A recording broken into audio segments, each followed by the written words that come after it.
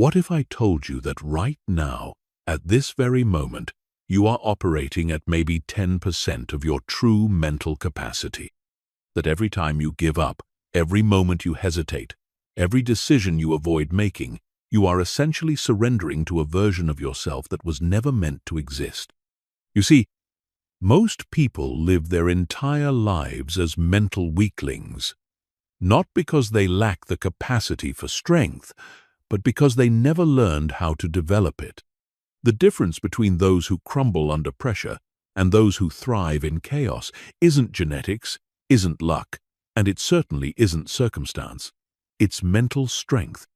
It's the ability to control your mind when everything around you is falling apart. It's the capacity to push forward when every fiber of your being wants to quit. It's the skill of turning pain into power, setbacks into comebacks, and failures into fuel. But here's what nobody tells you about mental strength. It's not something you're born with. It's not a talent reserved for the chosen few. Mental strength is a skill, and like any skill, it can be developed, trained, and mastered. The problem is that most people never receive the proper training.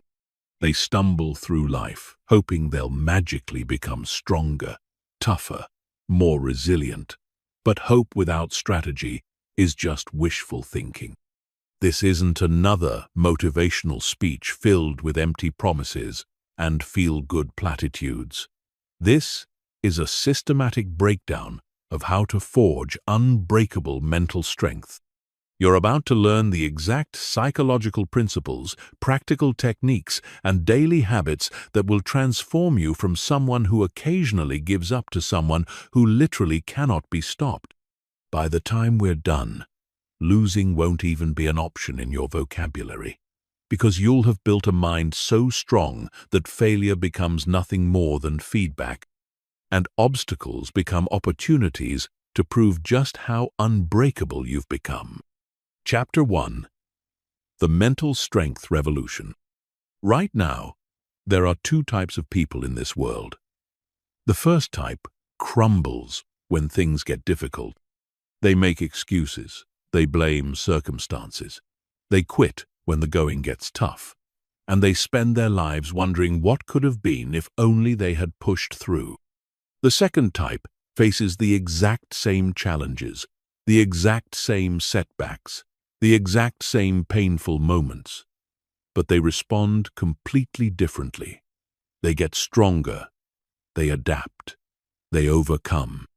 They turn every obstacle into a stepping stone, and every setback into a setup for a comeback. The difference between these two types of people isn't intelligence, talent, or even opportunity. The difference is mental strength. And here's the truth that will change everything for you. Mental strength is not a genetic lottery. It's not something you either have or you don't. Mental strength is a skill that can be developed, trained, and mastered by anyone willing to put in the work. But before we dive into how to build this strength, you need to understand what mental strength actually is, because most people have it completely wrong.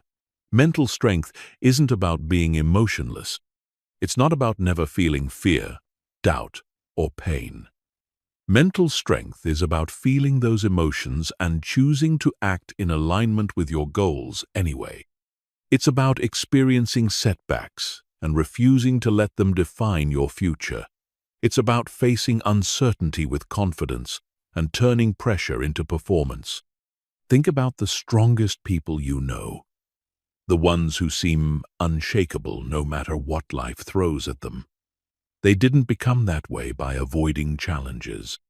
They became that way by facing challenges head-on, over and over again, until their mental muscles became so strong that what would break most people only makes them more determined. The mentally strong don't avoid pain, they use it. They don't fear failure, they learn from it. They don't run from difficulty, they run toward it, because they understand something that weak people never figure out. Every challenge you overcome makes you stronger for the next one. Every time you push through when you want to quit, you're literally rewiring your brain for resilience.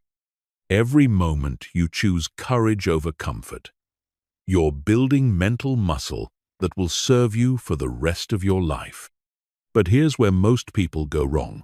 They think mental strength is about being tough all the time, about never showing weakness, about handling everything alone. That's not mental strength, that's stupidity. True mental strength includes knowing when to ask for help, when to rest, when to adjust your strategy. It includes emotional intelligence, self-awareness, and the wisdom to know that being strong doesn't mean being rigid.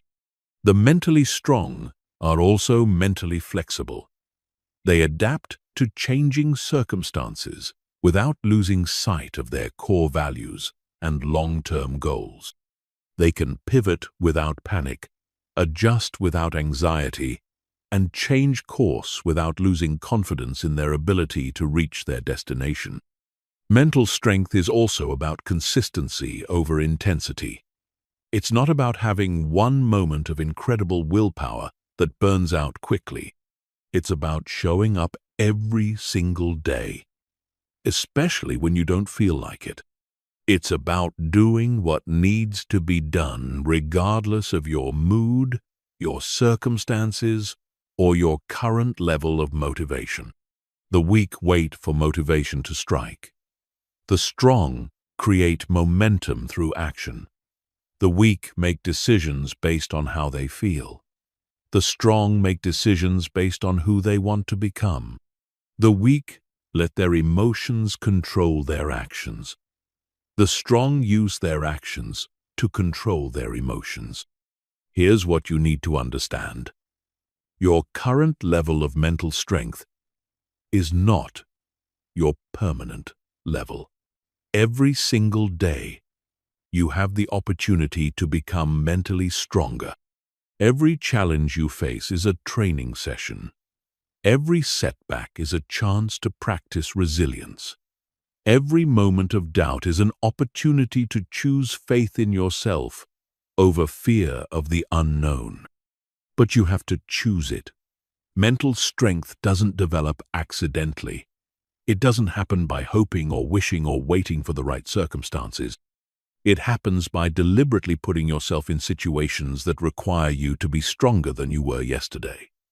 It happens by consistently choosing the difficult path when the easy path is available.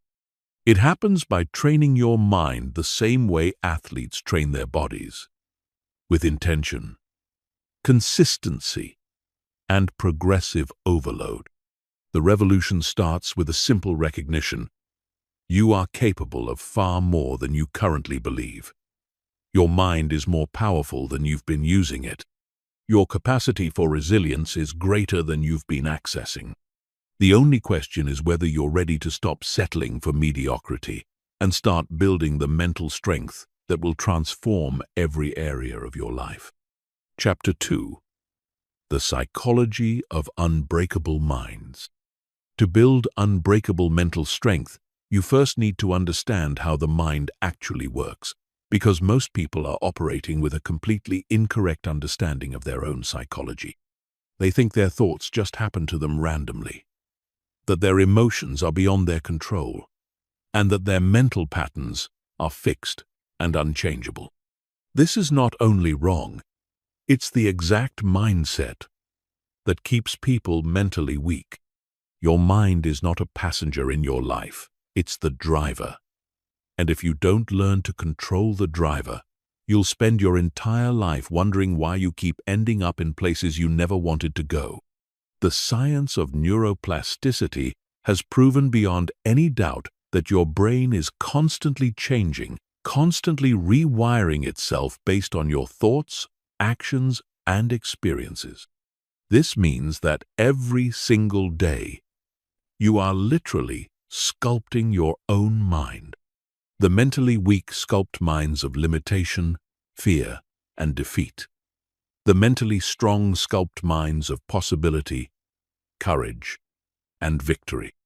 The difference is not in their starting material, it's in their understanding of the process and their commitment to the work. Let's start with how your brain processes challenges and setbacks. When you face a difficult situation, your brain immediately scans its database of past experiences to predict what will happen. If your database is filled with memories of giving up, making excuses, and avoiding challenges, your brain will predict failure and flood your system with stress hormones designed to make you avoid the situation. But if your database is filled with memories of perseverance, problem-solving, and pushing through difficulties, your brain will predict success and flood your system with the neurochemicals needed for peak performance. This is why your past doesn't determine your future, but your interpretation of your past absolutely does. The unbreakable mind has learned to reframe every experience as either a success or a learning opportunity. There is no failure in the vocabulary of mental strength, only feedback. When something doesn't go as planned, the mentally strong don't waste time on regret or self-pity.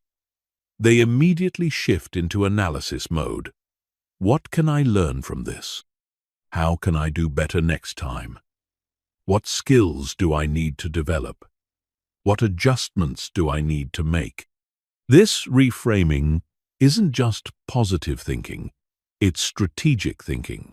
It's the recognition that every setback contains valuable information that can make you stronger if you're willing to extract it. The mentally weak see setbacks as proof that they should quit. The mentally strong see setbacks as proof that they're pushing their limits and growing.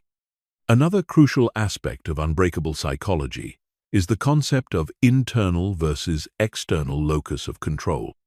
People with an external locus of control believe that their outcomes are primarily determined by factors outside their influence.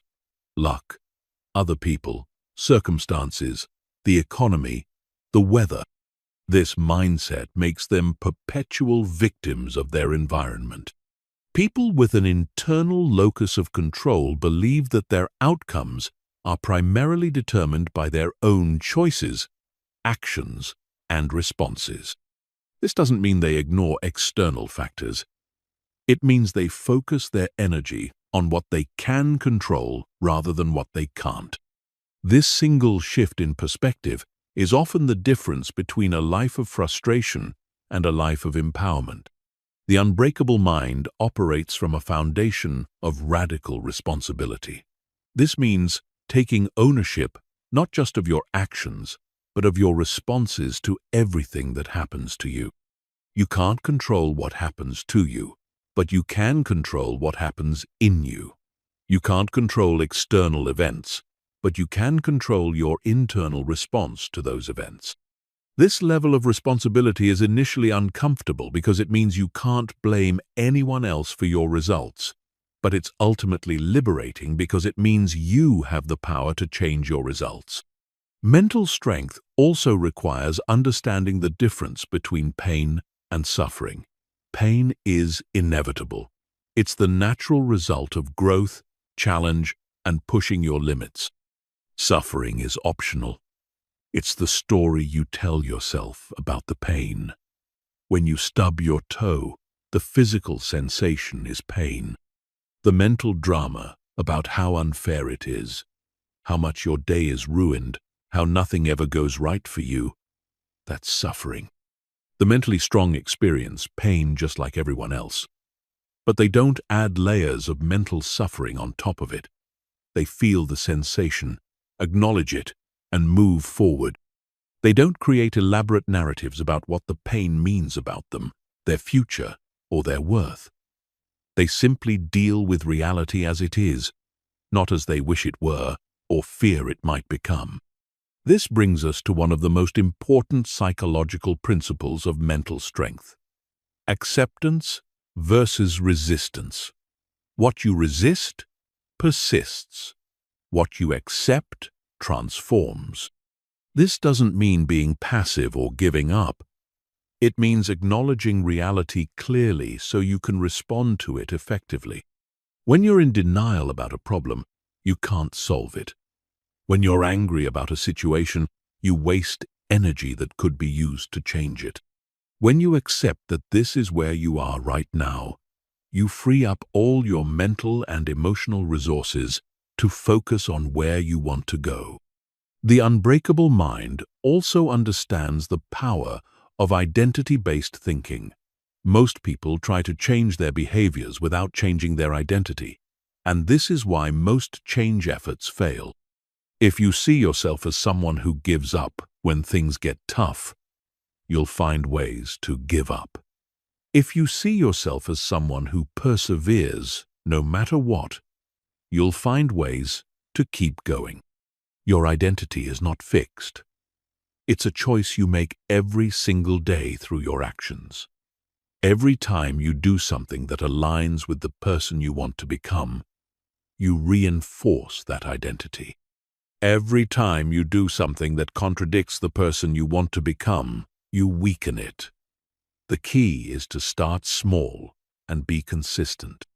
You don't become mentally strong by making one heroic effort. You become mentally strong by making countless small choices that compound over time. Understanding these psychological principles is just the beginning. The real transformation happens when you apply them consistently in your daily life. Your mind is watching everything you do, and it's drawing conclusions about who you are based on your actions. Make sure those conclusions are supporting the mental strength you're trying to build. Chapter 3. Rewiring your brain for resilience. Your brain is not hardwired for your current level of mental strength. Every neural pathway, every automatic response, every habitual thought pattern that currently defines your mental landscape was created through repetition and can be changed through different repetition. This is the most liberating truth you'll ever encounter. You are not stuck with the mind you currently have. The process of rewiring your brain for resilience begins with understanding how neural pathways work. Think of your brain as a forest. Every time you have a thought or perform an action, you're creating a path through that forest. The first time you walk the path, it's difficult. You have to push through underbrush and navigate around obstacles. But the more you walk that same path, the clearer it becomes, until eventually it becomes a highway that your mind travels automatically without conscious effort. Right now, you have highways in your brain for your current patterns of thinking and responding. If you tend to worry, you have a worry highway. If you tend to give up when things get difficult, you have a giving up highway. If you tend to focus on what's wrong instead of what's possible, you have a negativity highway. The good news is that you can build new highways, and when you stop using the old ones, they literally begin to deteriorate and disappear. The process of building resilience highways in your brain requires 3 elements: awareness, interruption, and redirection. First, you must become aware of your current mental patterns. You can't change what you don't notice. Start paying attention to your automatic thoughts, especially during challenging situations. What's your default response when something goes wrong? What story does your mind immediately tell you about setbacks? What emotions do you automatically feel when facing uncertainty? Most people never examine their mental patterns, they just experience them. But examining them is the first step to changing them. You are not your thoughts, you are the observer of your thoughts. This distinction is crucial because it means you have the power to evaluate your thoughts and choose which ones to follow. Once you've developed awareness of your current patterns, the next step is interruption. When you catch yourself going down a familiar mental path that doesn't serve you, you need to consciously interrupt the pattern. This can be as simple as saying, "Stop" out loud, taking 3 deep breaths, or asking yourself, "Is this thought helping me or hurting me?"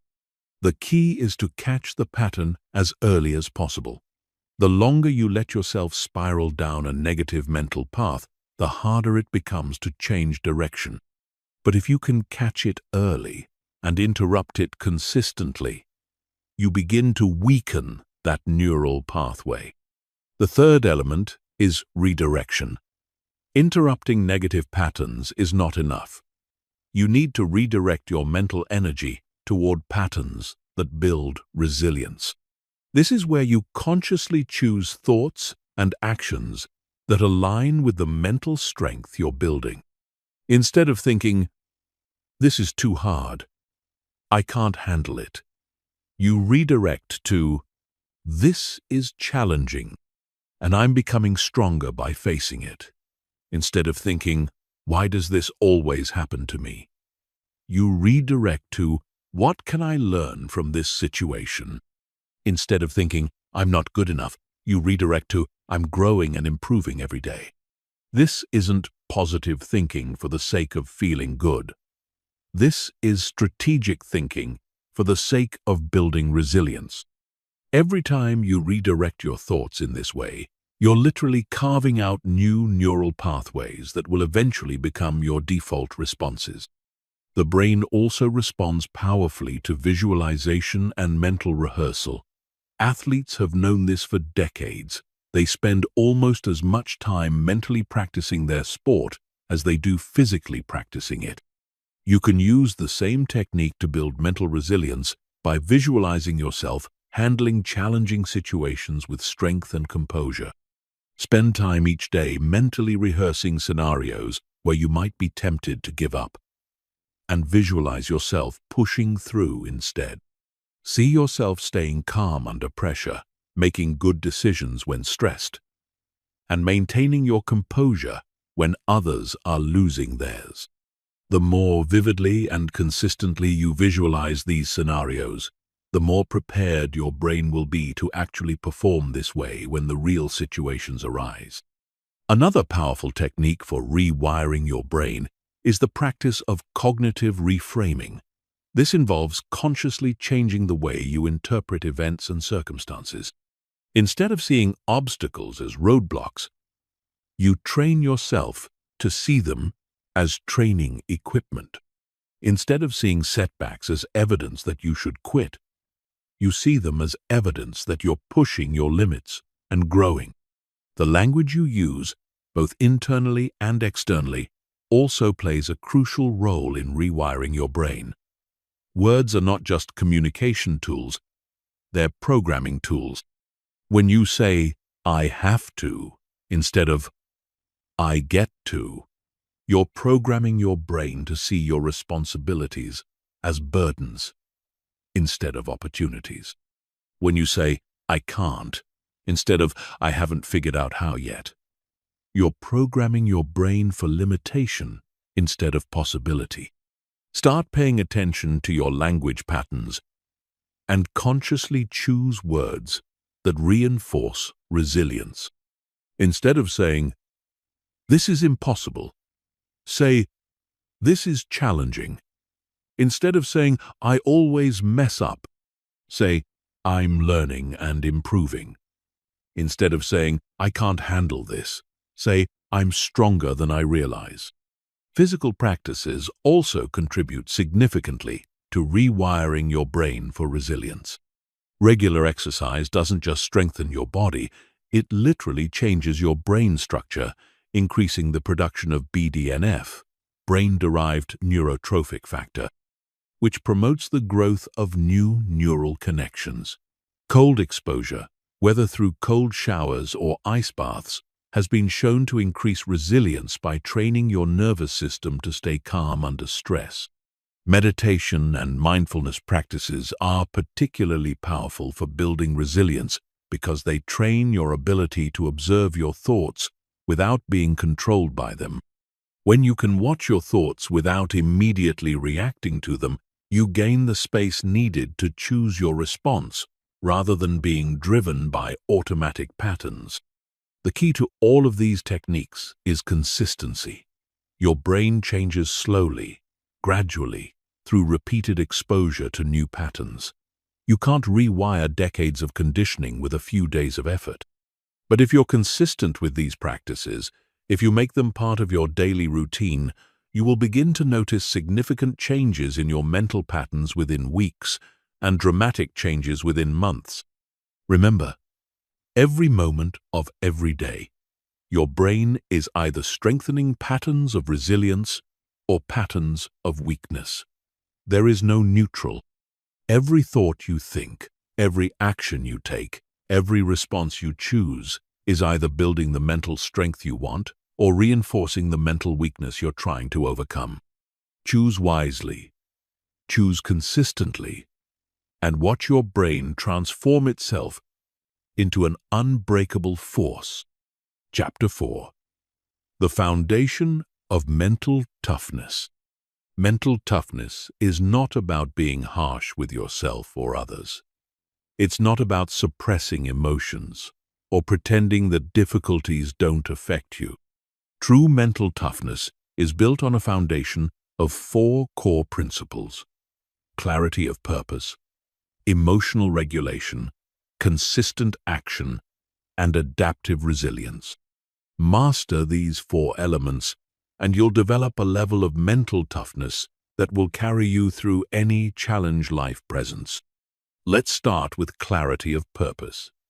Because without a clear understanding of why you're doing what you're doing, mental toughness becomes nothing more than stubborn suffering. Your purpose is your North Star, the fixed point that keeps you oriented when everything around you is chaotic and uncertain. People with clear purpose don't quit, because they're not just fighting for temporary comfort or immediate pleasure. They're fighting for something bigger than themselves. But here's what most people get wrong about purpose. They think it has to be some grand, world-changing mission. Your purpose doesn't have to save humanity or revolutionize an industry.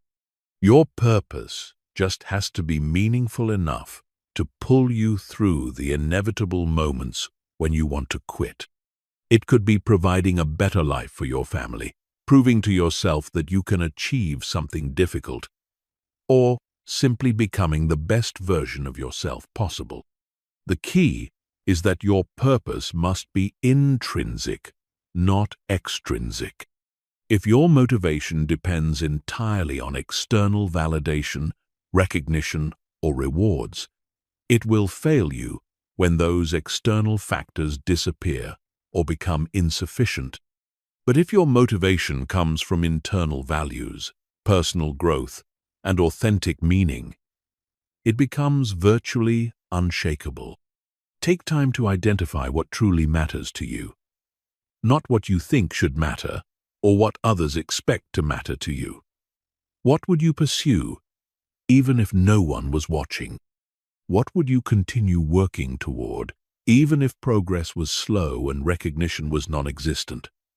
That's where you'll find the foundation of unshakable mental toughness.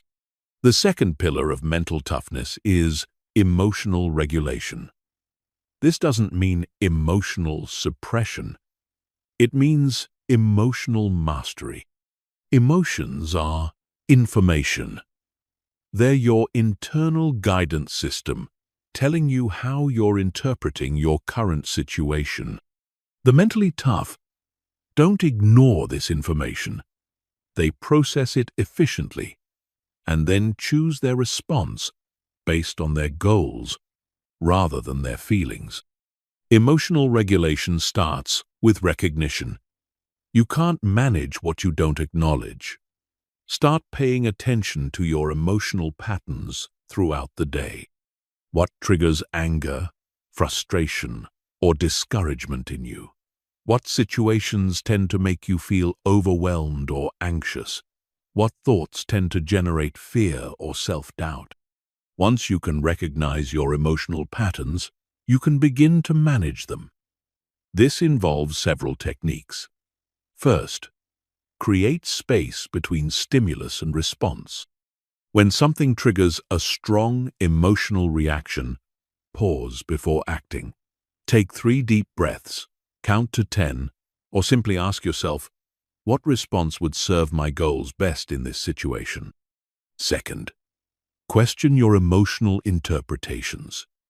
Often, our emotional reactions are based on assumptions or interpretations that may not be accurate. When you feel frustrated because someone didn't respond to your message, ask yourself if there might be other explanations besides the ones that make you feel bad. When you feel overwhelmed by a challenge, ask yourself if the challenge is actually as impossible as it feels, or if you're just outside your comfort zone. Third, use physical techniques to regulate your emotional state. Your body and mind are connected, and you can influence your mental state through physical actions. When you're feeling anxious, slow down your breathing and relax your muscles. When you're feeling low energy, change your posture and move your body. When you're feeling overwhelmed, go for a walk or do some light exercise. The third pillar of mental toughness is consistent action. Mental toughness is not a feeling, it's a behavior. It's not about feeling brave, it's about acting courageously. It's not about feeling motivated, it's about showing up regardless of motivation. The mentally tough understand that action creates motivation more reliably than motivation creates action. Consistency is more powerful than intensity. It's better to do something small every day than to do something big occasionally. If you want to build physical strength, you don't go to the gym once and lift weights for 8 hours. You go to the gym regularly and gradually increase the challenge over time. Mental toughness works the same way. Create daily practices that require you to do something slightly uncomfortable or challenging. This could be taking cold showers, waking up earlier than you feel like, exercising when you'd rather rest, or working on important tasks when you'd prefer to procrastinate. The specific activity matters less than the consistency of choosing discipline over comfort. Each time you do something you don't feel like doing, you're building mental muscle. Each time you choose long-term benefit over short-term pleasure, you're strengthening your capacity for mental toughness. Each time you follow through on a commitment to yourself, you're proving to your own mind that you can be trusted to do difficult things. The fourth pillar of mental toughness is adaptive resilience. This is the ability to adjust your approach without abandoning your goals. Rigid thinking is a form of mental weakness because it makes you fragile when circumstances change. True mental toughness includes the flexibility to change tactics while maintaining strategic focus. Adaptive resilience requires distinguishing between your core objectives and your specific methods. Your objectives should be firm and unwavering, but your methods should be flexible and responsive to changing conditions. If one approach isn't working, you adapt and try a different approach. If circumstances change, you adjust your tactics. If new information becomes available, you incorporate it into your strategy. This doesn't mean changing your goals every time you encounter difficulty. It means being smart enough to recognize when persistence requires a new approach.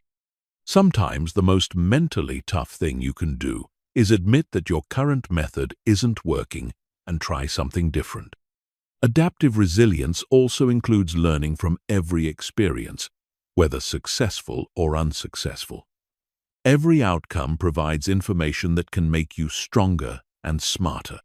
The mentally tough extract this information efficiently and apply it to future situations.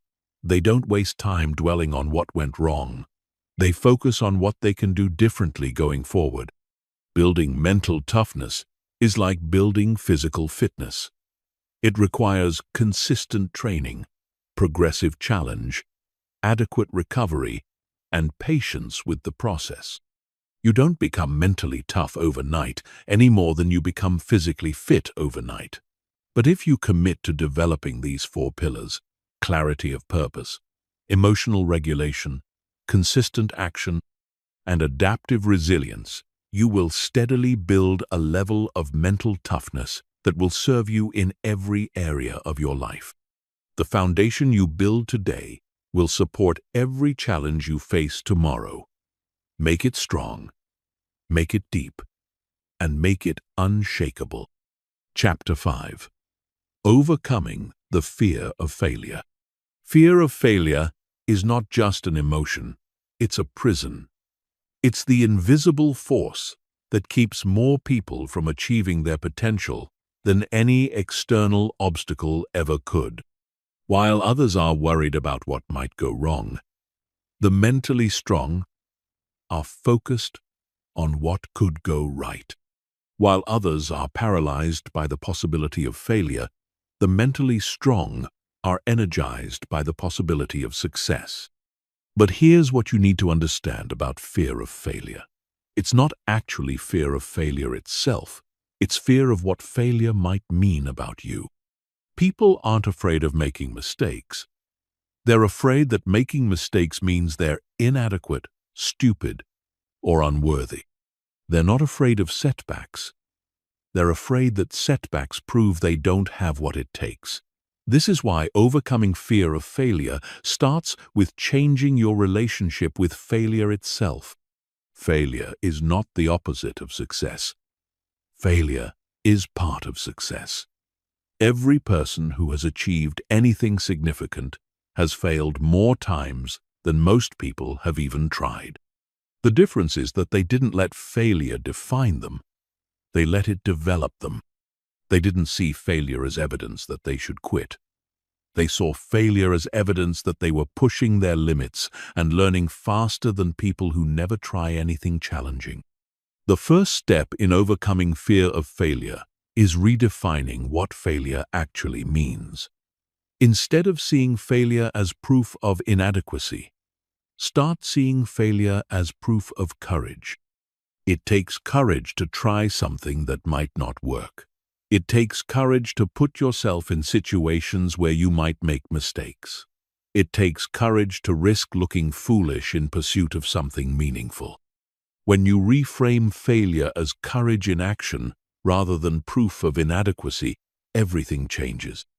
Now, instead of avoiding situations where you might fail, you seek them out because you know that's where growth happens. Instead of being embarrassed by mistakes, you're proud of them because they prove you're pushing your boundaries. The second step is understanding that failure is information, not condemnation. Every failure contains valuable data about what doesn't work, which brings you closer to discovering what does work. Thomas Edison didn't fail 1,000 times before inventing the light bulb. He found 1,000 ways that didn't work, which was essential information for finding the way that did work. When something doesn't go as planned, instead of focusing on what went wrong, focus on what you learned. What assumptions were incorrect? What skills need development? What factors weren't considered? What adjustments need to be made? This shift from judgment to analysis transforms failure from a dead end into a stepping stone. The third step is recognizing that the biggest risk is not failing. It's not trying. Every day you let fear of failure keep you from pursuing your goals is a day lost forever. Every opportunity you pass up because you might not succeed is an opportunity that won't come again. The pain of regret lasts much longer than the pain of failure.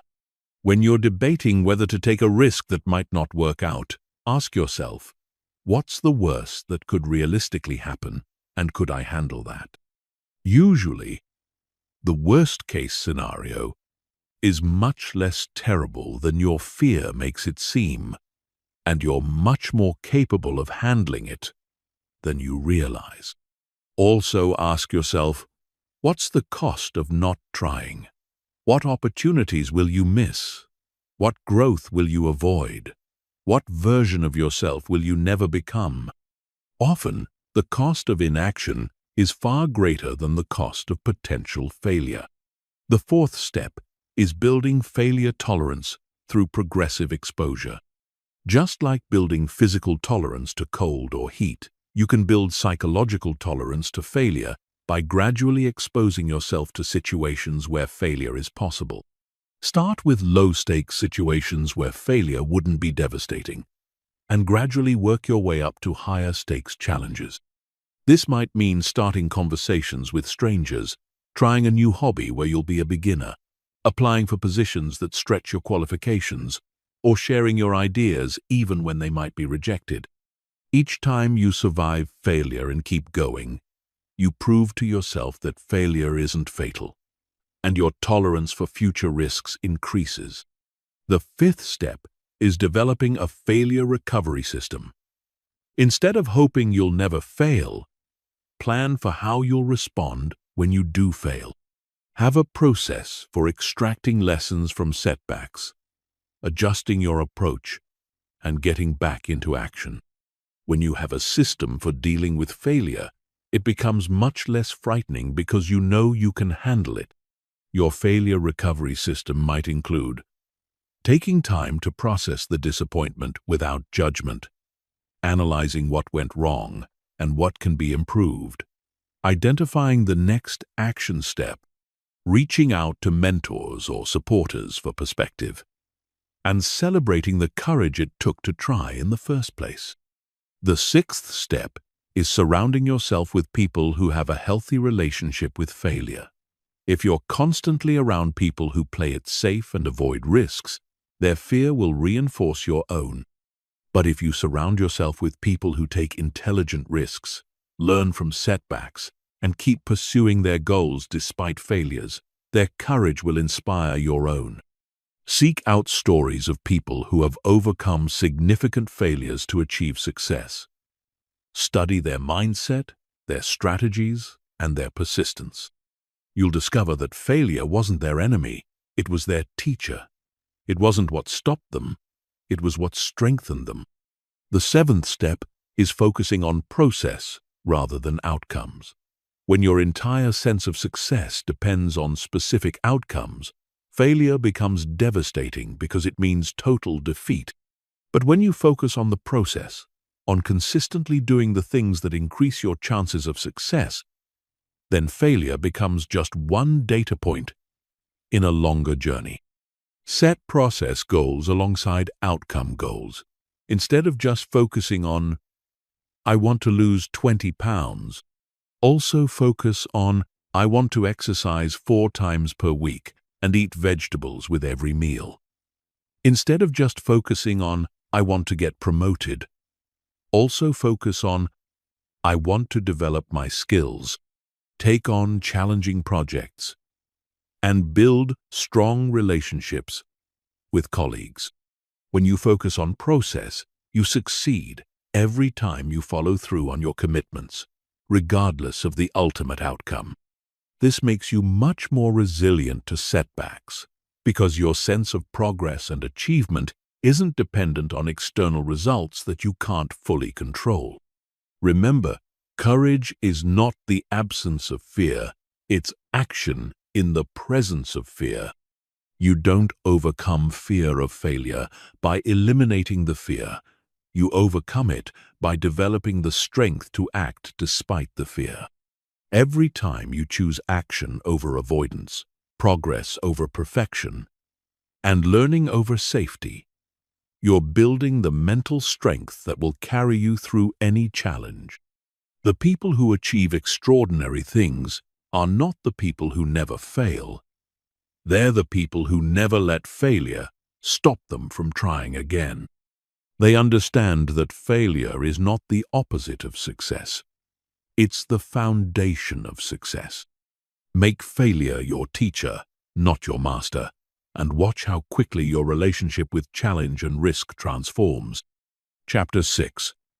Building unshakable confidence from within.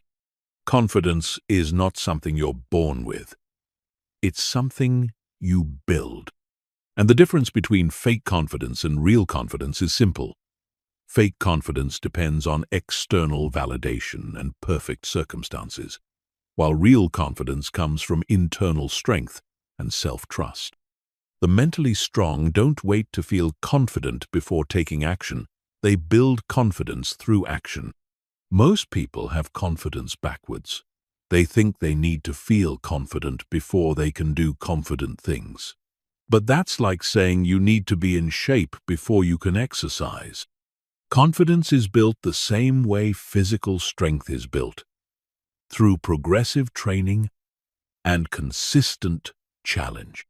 Every time you do something slightly outside your comfort zone and survive, you prove to yourself that you're more capable than you previously believed. The foundation of unshakable confidence is self-trust. This means knowing that regardless of what happens, you can handle it.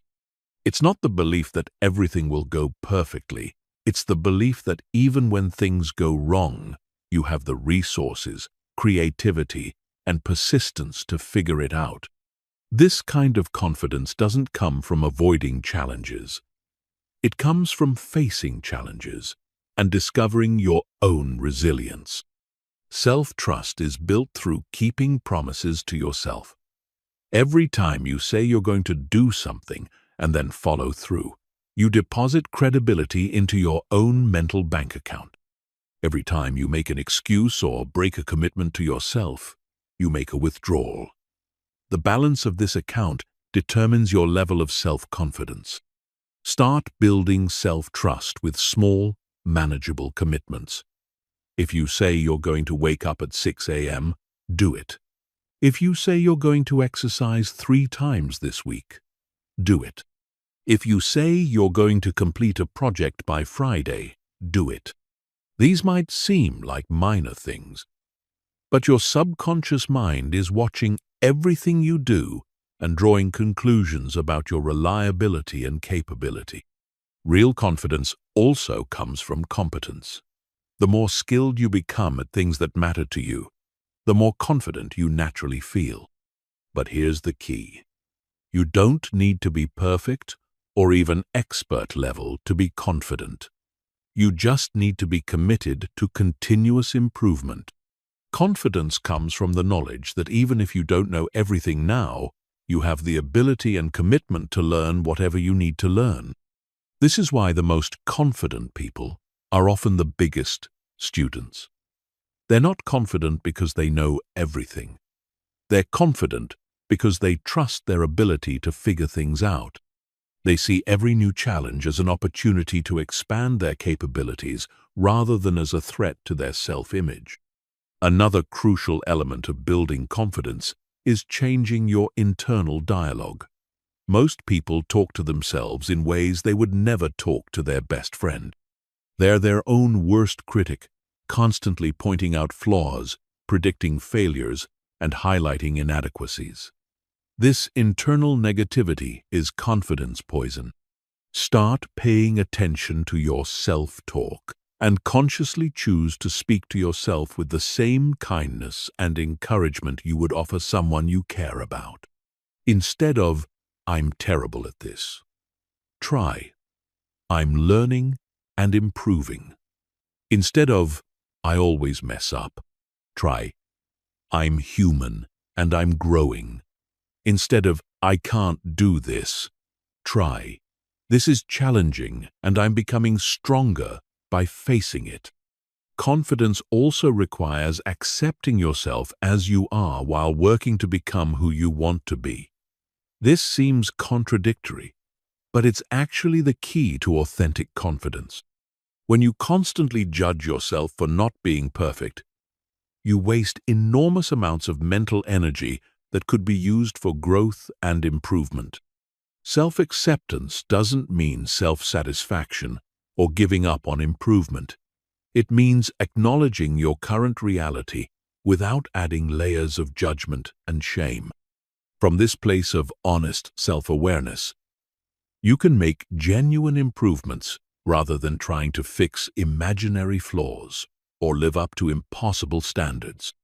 Physical practices can also significantly boost confidence. The way you carry your body influences the way you feel about yourself. Stand up straight, Make eye contact, speak clearly, and move with purpose. Your brain takes cues from your body language, and when you act confident physically, you begin to feel confident mentally. Regular exercise is particularly powerful for building confidence because it provides tangible evidence of your growing strength and capability. Every workout you complete, every personal record you set, every physical challenge you overcome sends a clear message to your subconscious mind. You are someone who does difficult things and gets stronger through effort.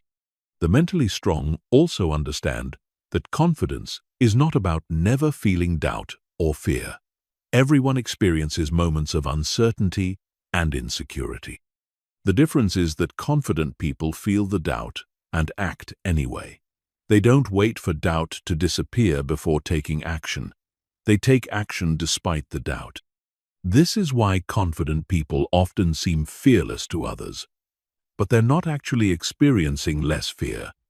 They're just not letting fear control their decisions. They've learned that courage is not the absence of fear, it's action in the presence of fear. Every time you act courageously despite feeling afraid, you build both courage and confidence. Finally, real confidence requires letting go of the need for everyone's approval. When your confidence depends on what other people think of you, it becomes fragile and inconsistent because you can't control other people's opinions. But when your confidence comes from your own values, standards, and self-trust, it becomes unshakable because it's based on factors you can control. This doesn't mean being arrogant or dismissive of feedback. It means being secure enough in your own worth that you can receive criticism without being destroyed by it and praise without being inflated by it. You listen to input from others, but your sense of self-worth doesn't rise and fall based on their approval or disapproval. Building unshakable confidence is a process, not an event. It requires consistent action, honest self-reflection, and patience with your own growth. But every step you take builds momentum, and every challenge you face with courage adds to your foundation of self-trust. Start where you are, use what you have, do what you can, and watch your confidence grow stronger every day. Chapter 7. Mastering your emotional state under pressure. Pressure reveals character, but it doesn't have to destroy composure. The ability to maintain emotional control when everything around you is chaotic is one of the most valuable skills you can develop. While others are losing their minds, making poor decisions, and letting stress overwhelm them, you can be the calm in the storm, the steady force that others look to for stability and leadership. Emotional mastery under pressure starts with understanding what pressure actually is. Pressure is not an external force that happens to you. Pressure is your internal response to external circumstances. Two people can face the exact same challenging situation, and one will thrive while the other crumbles. The difference is not in the situation, it's in their interpretation and response to the situation. This means that your ability to handle pressure is not determined by what happens to you. It's determined by what happens inside you when external events occur. This is incredibly empowering because it means you have far more control over your experience of pressure than you might realize. You can't always control what happens to you, but you can always influence how you respond to what happens to you. The first key to emotional mastery under pressure is developing awareness of your stress signals. Most people don't notice they're becoming stressed until they're already overwhelmed. But stress builds gradually, and there are early warning signs you can learn to recognize. Shallow breathing, tense muscles, racing thoughts, increased irritability, or feeling rushed even when you have adequate time. When you can catch stress early, you can address it before it escalates into overwhelming pressure. This might mean taking a few deep breaths, doing some quick stretches, stepping away from the situation for a moment, or simply reminding yourself that you have the resources to handle whatever you're facing. The second key is controlling your breathing. Your breath is the bridge between your conscious and unconscious mind, and it's the fastest way to influence your emotional state.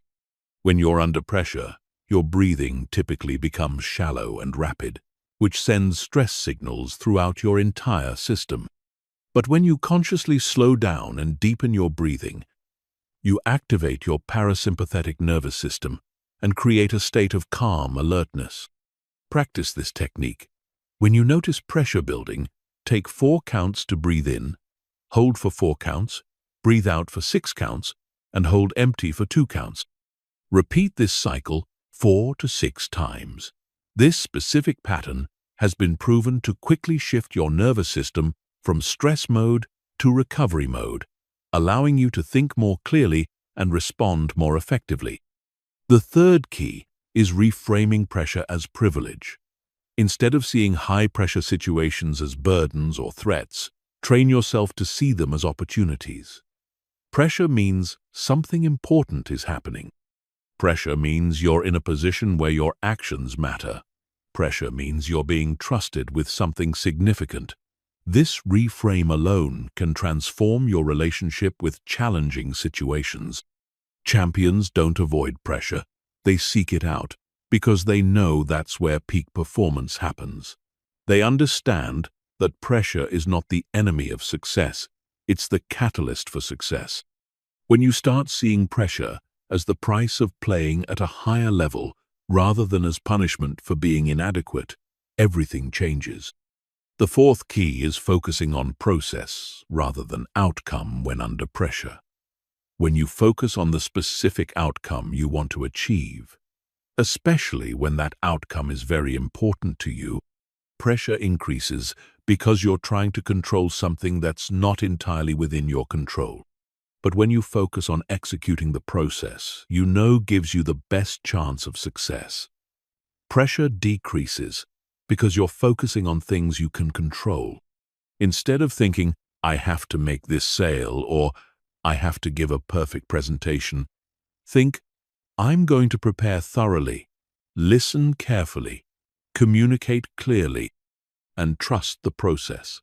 Instead of, I can't mess this up, think, I'm going to do my best work and learn from whatever happens. The fifth key is using physical techniques to manage emotional state.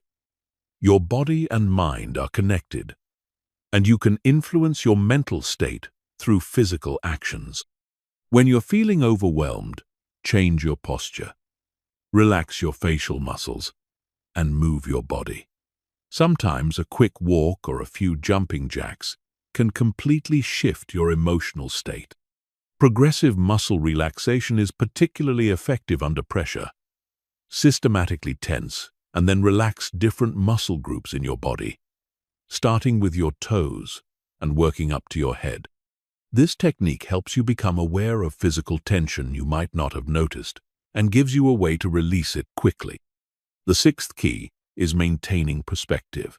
When you're in the middle of a high-pressure situation, it's easy to catastrophize and imagine that everything depends on this one moment.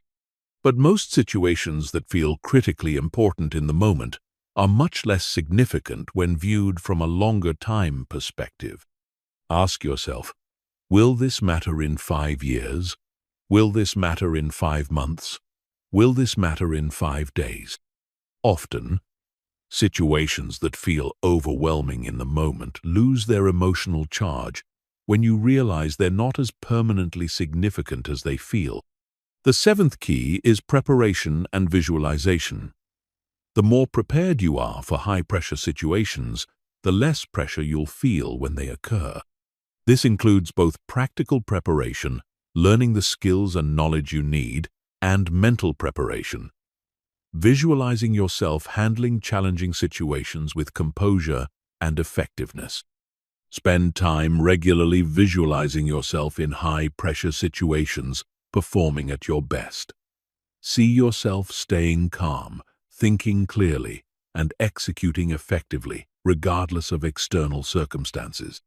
The more vividly and frequently you visualize these scenarios, the more prepared your mind will be to actually perform this way when real pressure situations arise. Remember, everyone feels pressure, but not everyone lets pressure control their performance. The mentally strong feel the same physiological responses to stress that everyone else feels, but they've trained themselves to interpret those sensations differently and respond more effectively. They see increased heart rate as preparation for peak performance rather than as a sign of weakness. They see adrenaline as fuel for focus rather than as cause for panic. Mastering your emotional state under pressure is not about eliminating stress. It's about channeling stress productively. It's about staying connected to your skills, values, and objectives, even when external circumstances are challenging. With consistent practice of these techniques, you can develop the ability to remain calm, focused, and effective, regardless of how intense the pressure becomes. Chapter 8. The Power of Mental Rehearsal and Visualization. Your mind cannot tell the difference between a vividly imagined experience and a real experience. This is not metaphor or wishful thinking.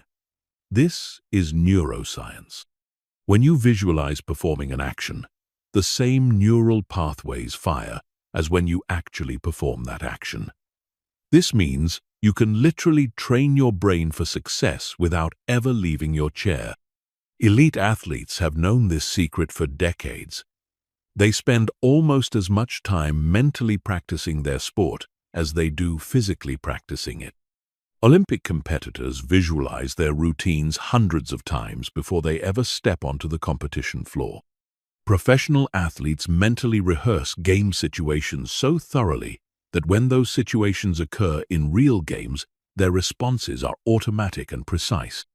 But mental rehearsal isn't just for athletes. It's one of the most powerful tools available for developing mental strength in any area of life. Whether you're preparing for a job interview, a difficult conversation, a business presentation, or any challenging situation, visualization can dramatically improve your performance and confidence.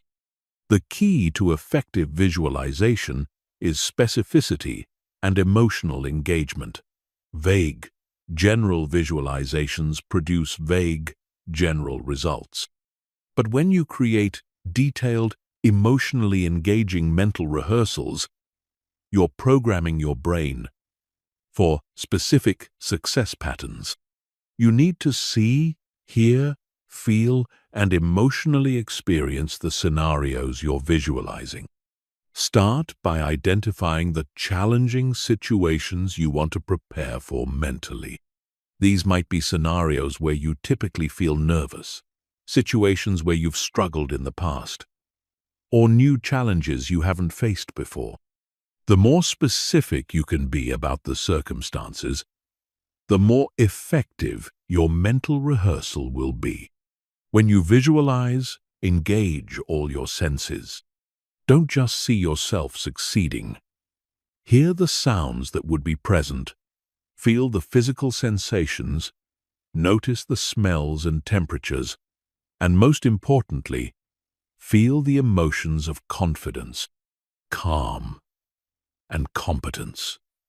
The more senses you engage, the more real the experience becomes to your subconscious mind. Mental rehearsal is most effective when you visualize the process, not just the outcome. Instead of just imagining yourself giving a great presentation, visualize yourself preparing thoroughly, arriving early, connecting with the audience, handling questions confidently, and managing any unexpected challenges that might arise. This gives your brain a complete roadmap for success rather than just a destination. Also visualize potential obstacles and your effective responses to them. This is called negative visualization. and it's incredibly powerful for building mental resilience. If you only visualize everything going perfectly, you'll be unprepared when challenges arise.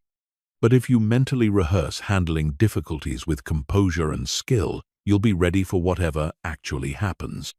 For example, if you're visualizing a job interview, don't just imagine yourself answering questions perfectly.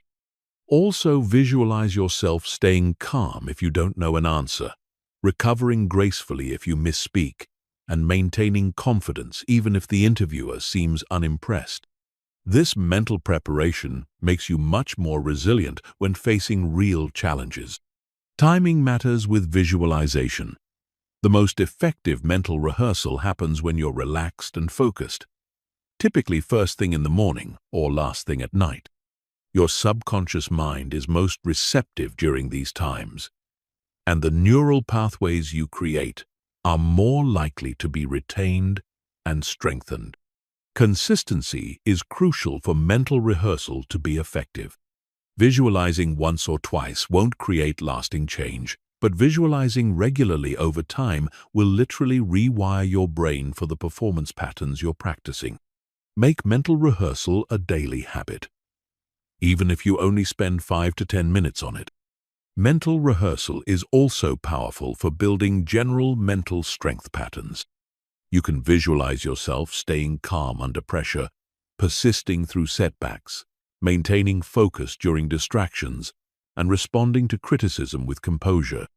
These general resilience patterns will serve you in countless specific situations. Use visualization to rehearse your ideal responses to common mental strength challenges. Visualize yourself receiving bad news and responding with acceptance and problem-solving rather than panic or despair. Visualize yourself facing a major setback and choosing to learn from it and adjust your approach rather than giving up. Visualize yourself being criticized and receiving the feedback thoughtfully rather than defensively. The language you use during visualization also matters. Speak to yourself in the same encouraging, confident way you would speak to someone you're trying to help succeed. Use present tense rather than future tense to make the experience feel more real and immediate. Instead of, "I will handle this well," use, "I am handling this well." Physical practice enhances mental rehearsal. If you're visualizing giving a presentation, practice your gestures and movements while you visualize.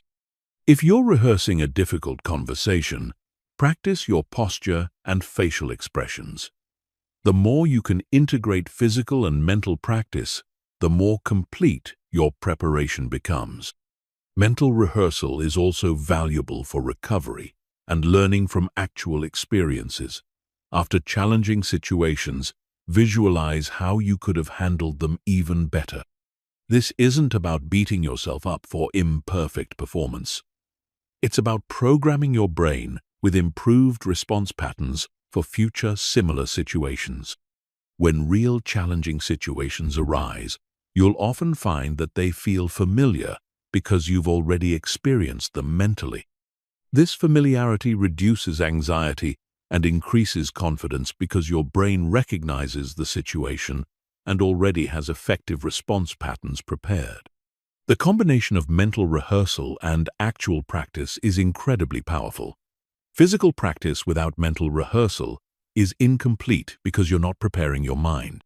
Mental rehearsal without physical practice is also incomplete because you're not integrating your preparation with real-world execution. But when you combine both consistently, you create unstoppable preparation for success. Remember, your brain is constantly rehearsing something. If you're not consciously directing your mental rehearsal toward positive strength-building scenarios, your brain will default to rehearsing worry, doubt, and failure scenarios. Every time you imagine things going wrong, you're training your brain for poor performance. Every time you visualize yourself succeeding, you're training your brain for excellent performance. Take control of your mental rehearsal. Use this incredible power deliberately and consistently to program your mind for the mental strength and performance you want to develop. Your future self will thank you for the preparation you do today. Chapter 9. Turning setbacks into comebacks.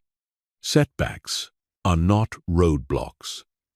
They're redirections. Every person who has achieved anything significant has faced moments when everything seemed to be falling apart, when progress stopped, when plans failed, and when success seemed impossible. The difference between those who eventually succeed and those who give up is not that successful people face fewer setbacks. It's that they've mastered the art of turning setbacks into comebacks. The first truth about setbacks is that they're inevitable.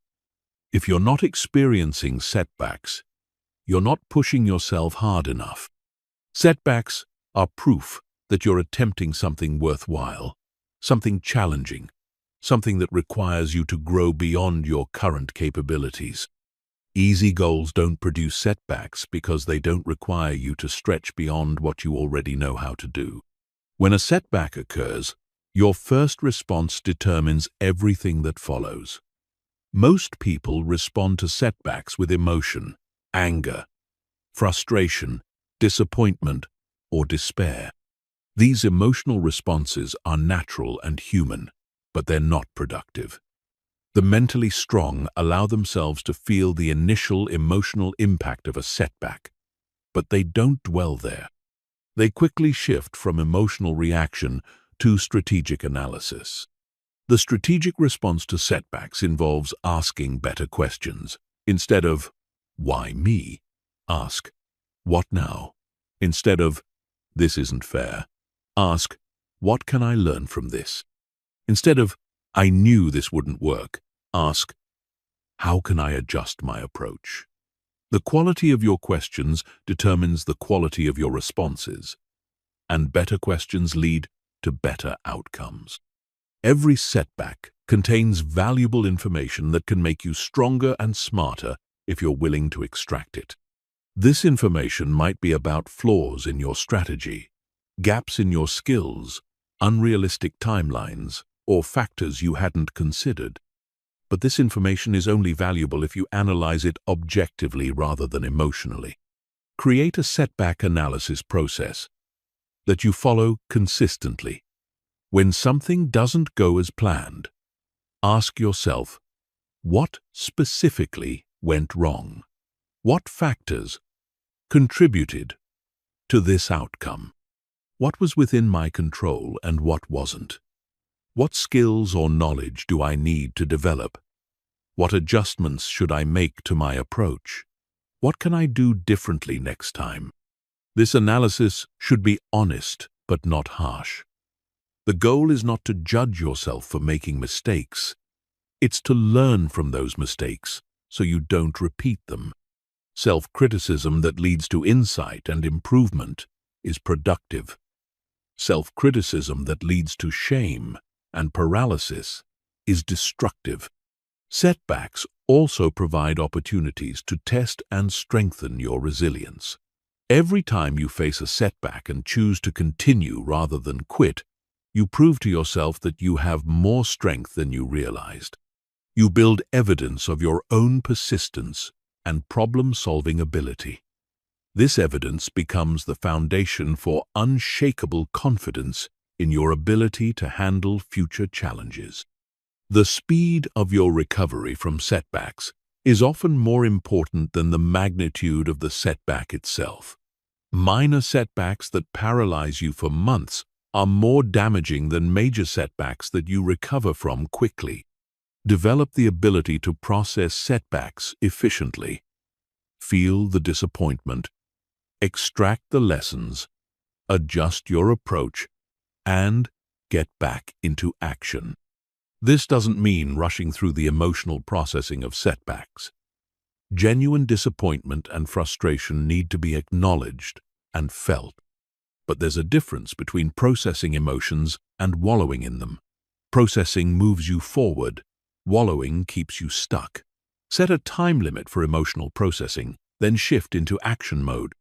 Reframe setbacks as course corrections rather than failures. A course correction is not a sign that you're going in the wrong direction. It's a sign that you're adjusting your path to reach your destination more effectively. Pilots constantly make course corrections during flights, not because they're bad pilots, but because conditions change and adjustments are necessary for safe arrival. Use setbacks as motivation rather than discouragement. Let the disappointment fuel your determination rather than drain your energy. Channel the frustration into focus rather than despair. Some of the greatest comebacks in history were powered by the energy generated from devastating setbacks. Build setback recovery into your planning process. Don't just plan for success, plan for challenges. Have backup plans ready. Know what you'll do if your first approach doesn't work. Anticipate potential obstacles and prepare responses. This preparation doesn't attract setbacks. It prepares you to handle them effectively when they occur. Surround yourself with people who have successfully navigated setbacks. Their stories will remind you that setbacks are temporary and surmountable. Their perspectives will help you see opportunities where you might only see obstacles. Their encouragement will sustain you during the difficult process of turning setbacks into comebacks. Study the comeback stories of people in your field or area of interest. Notice how they responded to setbacks, what they learned from them, and how they used them as fuel for greater success. These stories are not just inspiration, they're instruction manuals for your own comeback process. Remember that comebacks are often more impressive than initial successes. A comeback demonstrates resilience, adaptability, and mental strength in ways that easy success never can. The people who overcome significant setbacks to achieve their goals inspire others and build character that serves them for life. Focus on progress, not perfection. Comebacks don't happen overnight. They happen through consistent effort over time. Every small step forward after a setback is progress worth celebrating. Every day you choose to continue despite disappointment is a victory worth acknowledging. The mental strength required to turn setbacks into comebacks is not about never feeling discouraged. It's about feeling discouraged and choosing to act constructively anyway. It's about experiencing disappointment without being defeated by it. It's about acknowledging that this setback is not the end of your story. It's just the beginning of your comeback chapter. Your setbacks are not punishments, they're preparation. They're not evidence that you should quit. They're evidence that you're worthy of the character development that comes from overcoming challenges. Every setback you transform into a comeback makes you stronger, wiser, and more prepared for the success that's waiting for you on the other side of persistence. Chapter 10. Building discipline that never breaks. Discipline is not about punishment or restriction. It's about freedom. It's the freedom that comes from being able to do what you say you're going to do, when you say you're going to do it, regardless of how you feel in the moment. Discipline is the bridge between goals and accomplishment, between dreams and reality, between who you are and who you want to become. Most people misunderstand discipline completely. They think it's about forcing yourself to do things you hate or depriving yourself of things you enjoy. But real discipline is about aligning your actions with your values and long-term goals, even when your emotions are pulling you in different directions.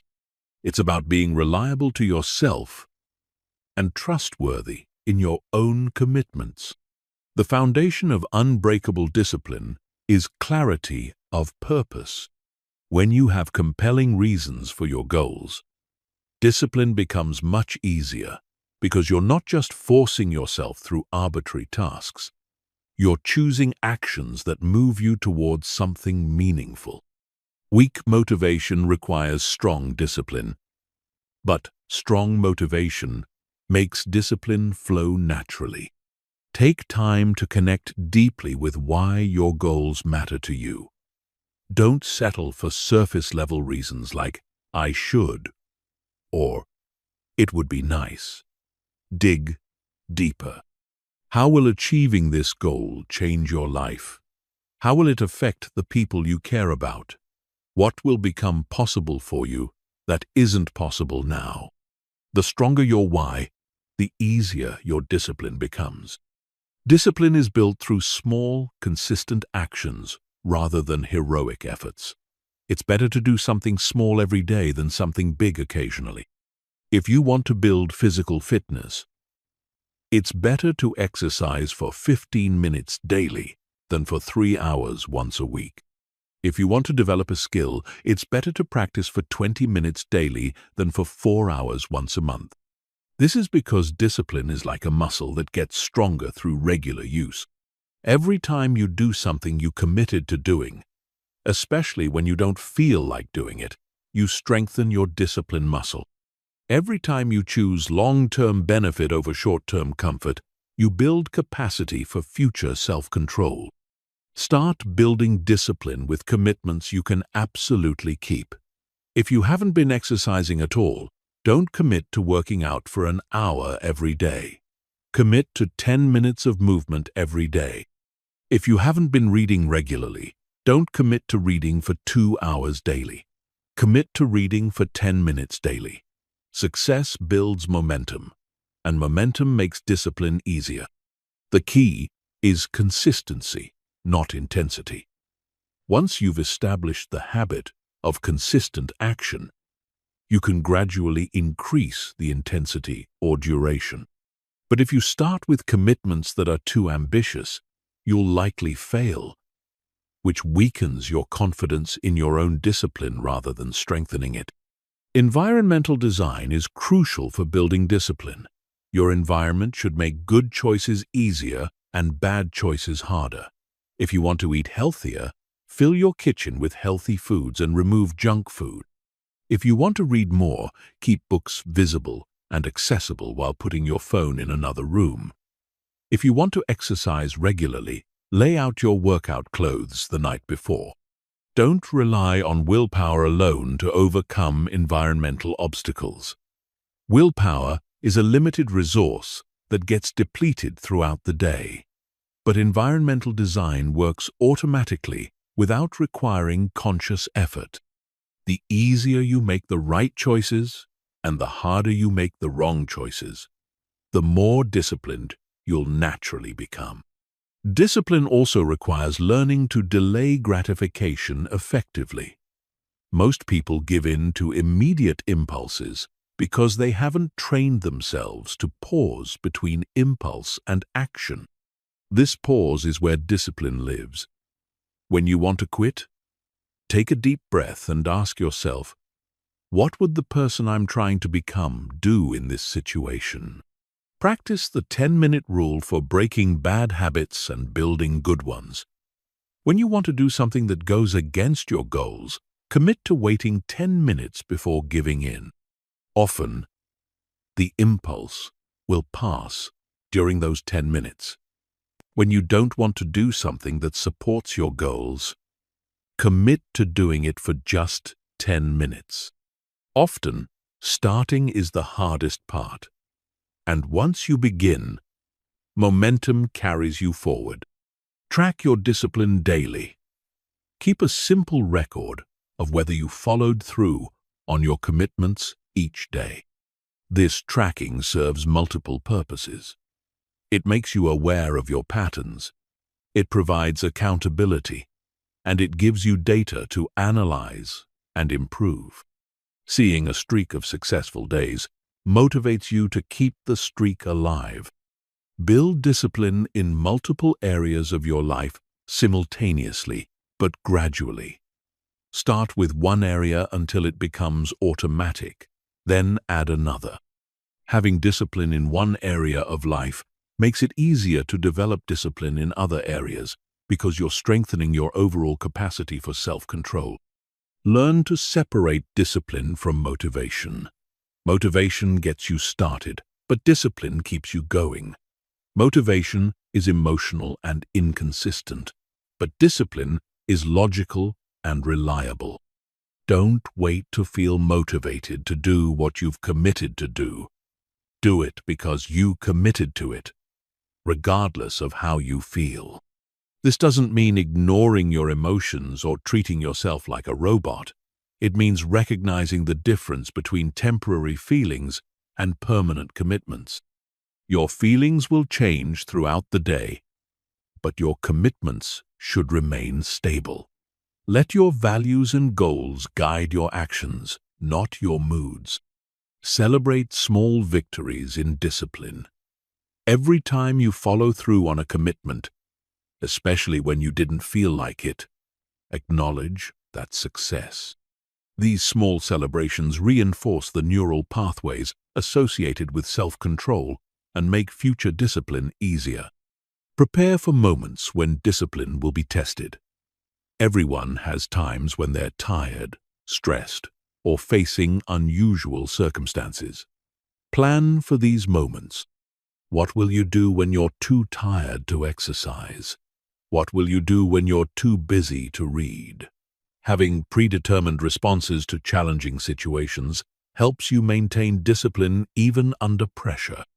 Remember that discipline creates freedom, not restriction. The more disciplined you become, the more options you have in life. The person who can't control their spending has fewer financial options. The person who can't control their health habits has fewer energy options. The person who can't control their time has fewer achievement options.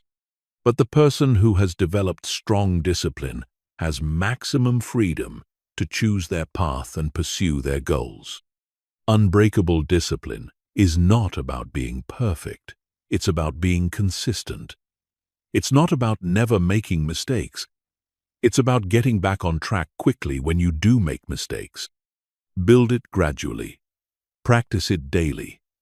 And watch how it transforms every area of your life. Chapter 11. The Mindset of Champions. Champions are not born. They're forged through thousands of small decisions that ordinary people aren't willing to make. The champion mindset is not about being naturally gifted or lucky. It's about developing a specific way of thinking that turns obstacles into opportunities, pressure into performance, and setbacks into comebacks. The first characteristic of the champion mindset is outcome independence. Champions care deeply about winning, but they don't attach their self-worth to specific outcomes. They understand that they can only control their preparation, their effort, and their response to circumstances. They focus intensely on these controllable factors and let go of attachment to results they can't guarantee. This doesn't mean champions don't care about results. They care tremendously. But they know that the best way to achieve great results is to focus on great process. When you're obsessed with outcomes, you create pressure and anxiety that actually hurt your performance. When you're obsessed with process, you create focus and flow that enhance your performance. Champions also have a different relationship with competition. While others see competitors as threats, champions see them as opportunities to elevate their own performance. They understand that iron sharpens iron, and that competing against excellent opponents makes them better than they could ever become in isolation. The champion mindset embraces competition because it reveals your current level and shows you what's possible. When you compete against people who are better than you, you don't just learn where you need to improve. You expand your concept of what's achievable. Champions seek out strong competition because they know it accelerates their growth. Another hallmark of the champion mindset is relentless improvement. Champions are never satisfied with their current level of performance, not out of insecurity, but out of curiosity about how good they can become. They view themselves as works in progress, always looking for ways to get 1% better. This improvement obsession applies to everything they do. Champions don't just try to improve their main skills. They look for advantages in preparation, recovery, mental training, strategic thinking, and every other aspect of their performance. They understand that championships are often won by marginal gains in areas that others ignore. Champions also have extraordinary pain tolerance, not just physical pain, but the psychological pain of delayed gratification, intense training, public failure, and constant pressure to perform. They've learned to reframe pain as information rather than punishment. When something hurts, they ask what it's teaching them rather than how to avoid it. This pain tolerance is developed gradually through progressive exposure to discomfort. Champions don't start with the ability to handle extreme pressure. They build it by consistently choosing difficult challenges over comfortable alternatives. Every time they push through discomfort instead of avoiding it, they expand their capacity for future challenges. The champion mindset also includes extreme ownership of results. When champions win, they celebrate briefly and then analyze what they can do even better next time. When they lose, they don't make excuses or blame external factors. They take full responsibility for their performance and immediately focus on what they can control going forward. This ownership extends beyond their own actions to their responses to everything that affects them. Champions understand that while they can't control what happens to them, they have complete control over how they interpret and respond to what happens to them. This radical responsibility gives them power in every situation. Champions think in systems rather than goals. While others focus on specific outcomes they want to achieve, champions focus on building systems and processes that consistently produce excellent results. They understand that goals are achieved through systems, and the quality of your system determines the quality of your outcomes. For example, instead of just setting a goal to win a championship, a champion builds a system of daily training, proper nutrition, adequate recovery, mental preparation, and strategic analysis. The championship becomes a natural result of excellent systems rather than something they have to force through willpower. The champion mindset also includes long-term thinking that most people can't sustain. Champions are willing to sacrifice short-term comfort and pleasure for long-term excellence. They make decisions based on where they want to be in 5 years, not where they want to be in 5 minutes. This long-term perspective helps them maintain consistency during periods when progress seems slow or non-existent. They understand that excellence is built through thousands of small, often invisible improvements that compound over time. They trust the process even when they can't see immediate results. Champions also have a unique relationship with failure. They don't fear failure. They expect it as part of the learning process.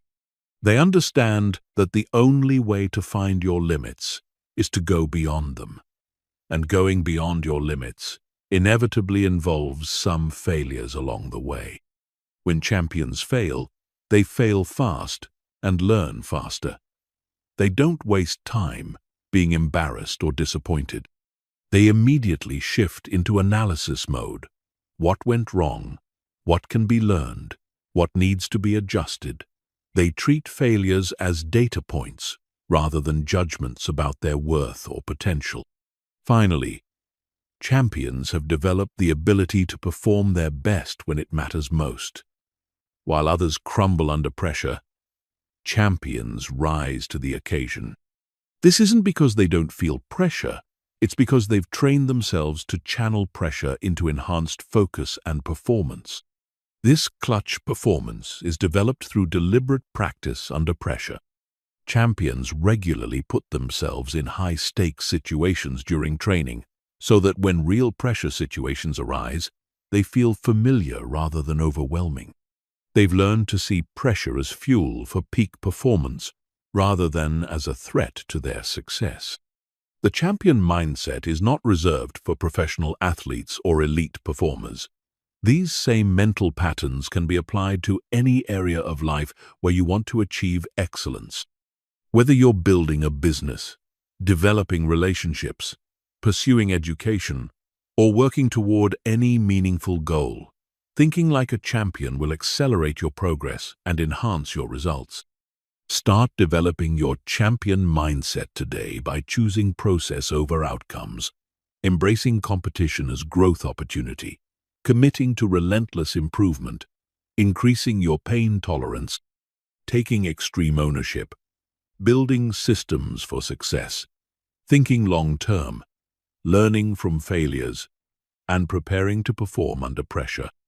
These are the mental patterns that separate champions from everyone else. Chapter 12.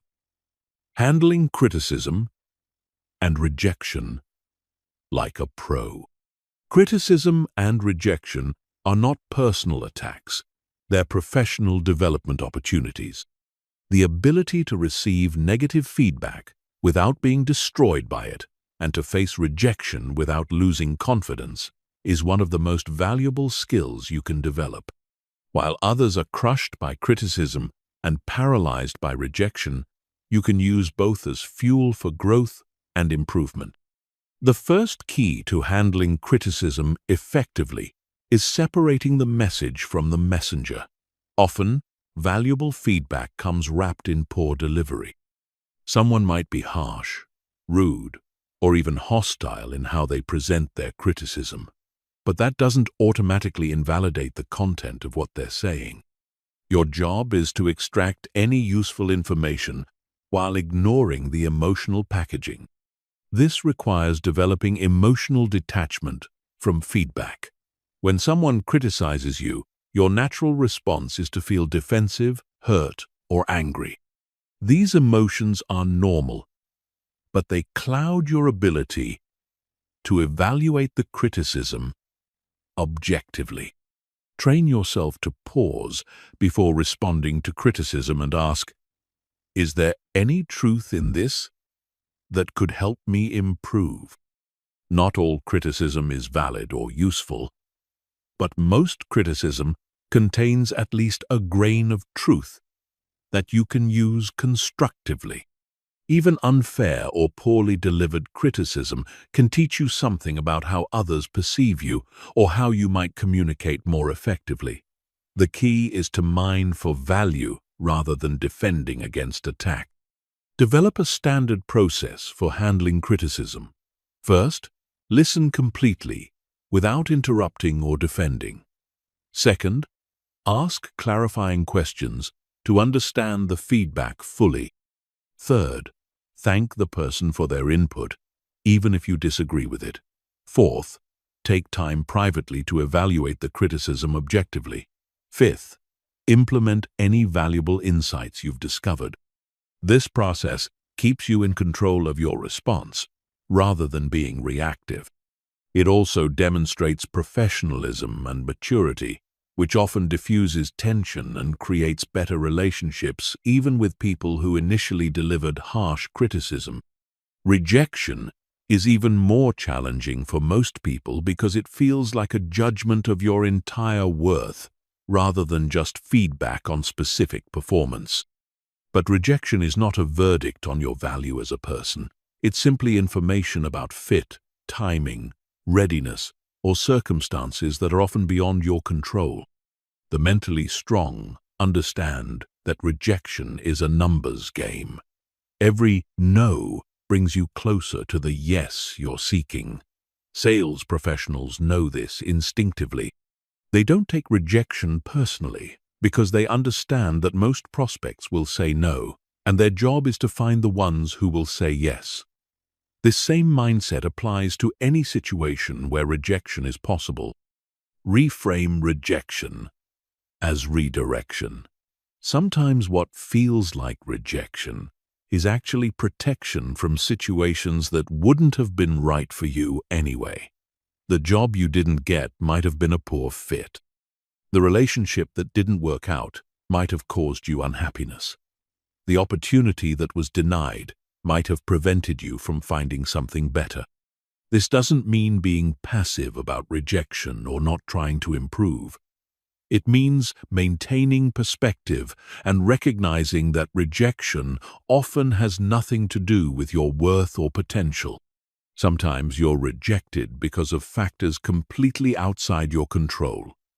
Budget constraints, internal politics, personal preferences, timing, or simply bad luck. Build rejection tolerance through progressive exposure. Start seeking out situations where rejection is likely, beginning with low-stakes scenarios and gradually working up to higher-stakes situations. Apply for positions that stretch your qualifications. Ask for opportunities that seem beyond your current level. Make requests that people might refuse. Each rejection you survive without being devastated proves to yourself that rejection is not fatal. You discover that rejection often has nothing to do with you personally and everything to do with circumstances you can't control. This builds confidence to take bigger risks and pursue more ambitious goals. Learn to separate your actions from your identity when facing criticism or rejection. You are not your performance, your proposals, your requests, or your current level of skill. You are a person who is constantly growing, learning, and improving.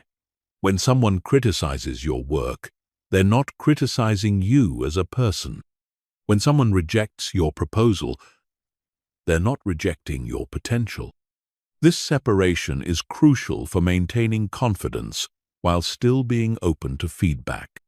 If your identity is tied to never being wrong or never being rejected, you'll either avoid all risks or be devastated when criticism and rejection inevitably occur. But if you see yourself as someone who is committed to growth, criticism becomes data for improvement, and rejection becomes information for adjustment. Use criticism and rejection as motivation rather than discouragement. Let negative feedback fuel your determination to improve rather than drain your energy. Let rejection strengthen your resolve rather than weaken your confidence. Some of the greatest successes in history were powered by the energy generated from criticism and rejection. Document the criticism and rejection you receive, along with your responses and improvements. This creates a record of your growth and resilience that you can refer to during future challenging times. It also helps you identify patterns in the feedback you receive that might indicate areas for focused improvement. Surround yourself with people who have successfully navigated criticism and rejection in your field. Their perspectives will help you maintain proper context when facing negative feedback. Their stories will remind you that criticism and rejection are normal parts of pursuing anything worthwhile. Remember that the most successful people often face the most criticism and rejection because they're attempting the most challenging and visible goals. If you're not receiving any criticism or rejection, you might not be pushing yourself hard enough or taking big enough risks. Develop thick skin without developing a closed mind. This means becoming resilient to the emotional impact of criticism and rejection while remaining open to the valuable information they might contain. It's a delicate balance, but it's essential for continued growth and success. The goal is not to become immune to criticism and rejection. It's to become skilled at processing them constructively. Feel the initial emotional impact. Extract any valuable information. Make appropriate adjustments, and keep moving toward your goals. This is how professionals handle criticism and rejection, and it's how you'll transform negative feedback into positive growth. Chapter 13.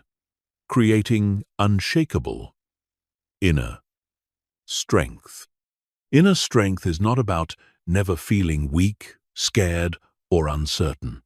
Inner strength is about feeling those emotions and continuing to act in alignment with your values and goals anyway.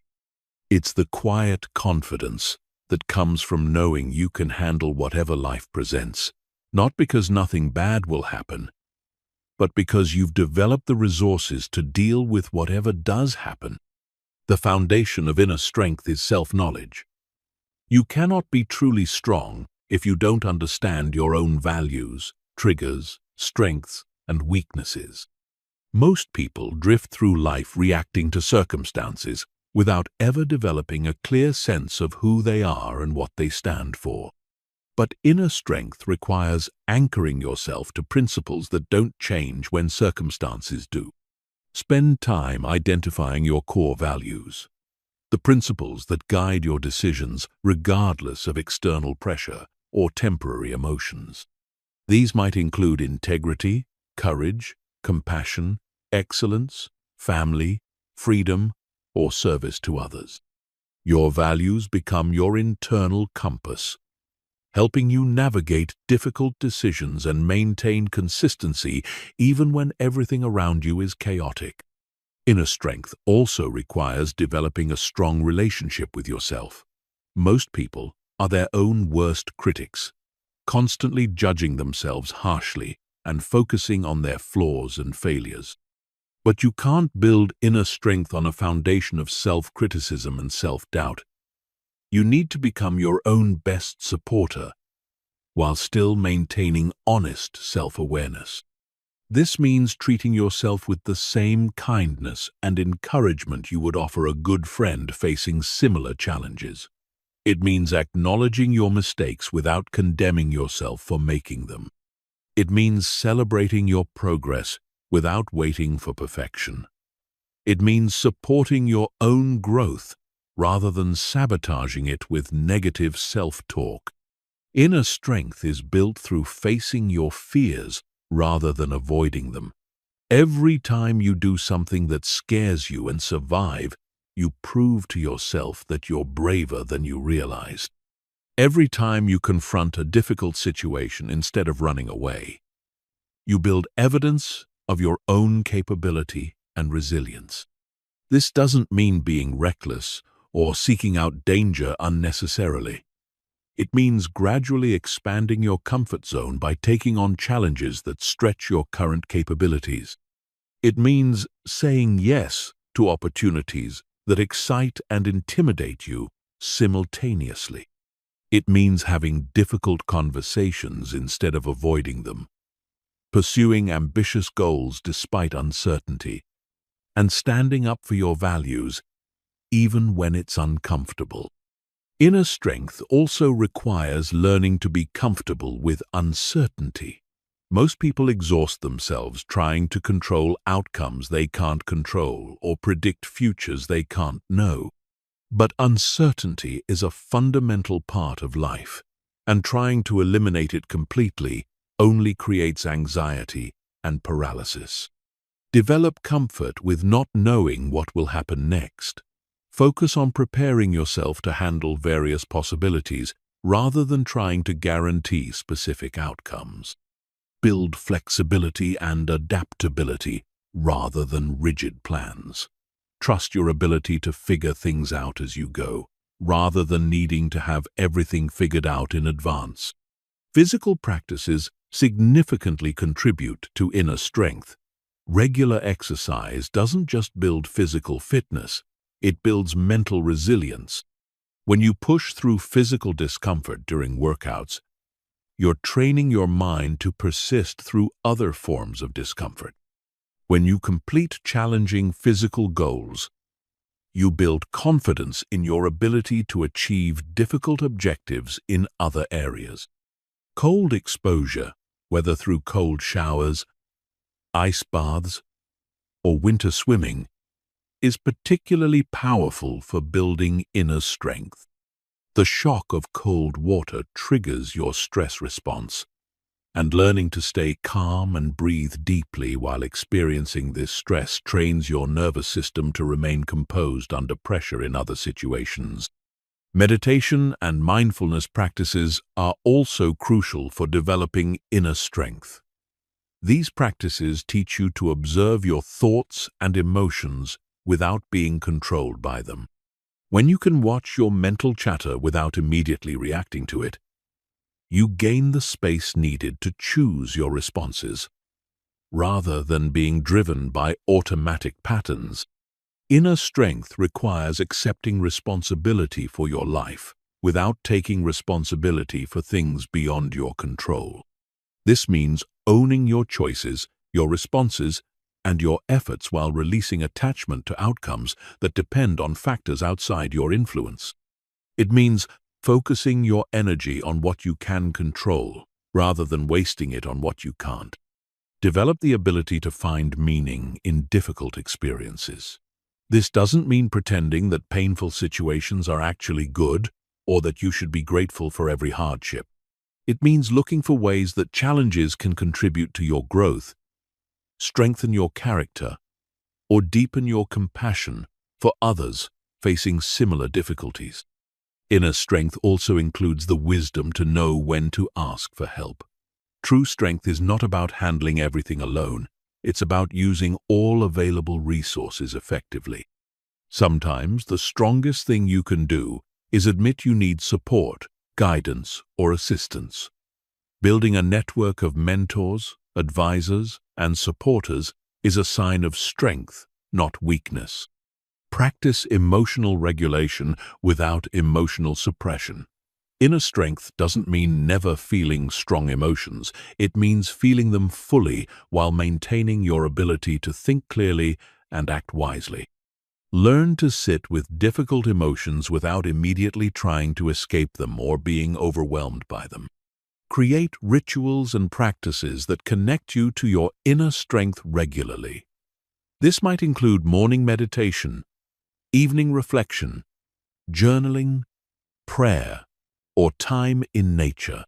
These practices remind you of your values, your growth, and your capability when daily stresses threaten to overwhelm you. Remember that inner strength is developed gradually through consistent practice, not achieved suddenly through heroic effort.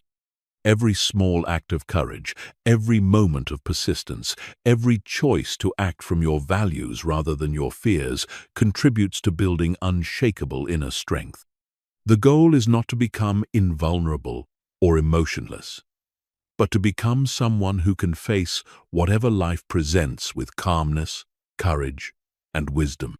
This is the essence of inner strength, not the absence of challenge or difficulty, but the presence of resources to handle whatever comes your way. Chapter 14. Maintaining mental strength long-term. Building mental strength is challenging, but maintaining it over years and decades is even more difficult. The same way physical fitness requires ongoing maintenance, mental strength requires consistent practices to prevent atrophy and continue growing. The mentally strong don't achieve a certain level and then coast. They understand that strength is either growing or declining. There is no static state. The first key to long-term mental strength maintenance is creating sustainable systems rather than relying on motivation or willpower. Motivation fluctuates, willpower gets depleted, but systems operate automatically. Design daily, weekly, and monthly practices that reinforce your mental strength without requiring heroic effort or perfect conditions. These systems should include practices for each area of mental strength, regular challenges that build resilience, reflection time that maintains self-awareness, goal-setting sessions that provide direction, stress management techniques that prevent burnout, and learning activities that continue expanding your capabilities. Long-term mental strength also requires avoiding the plateau trap.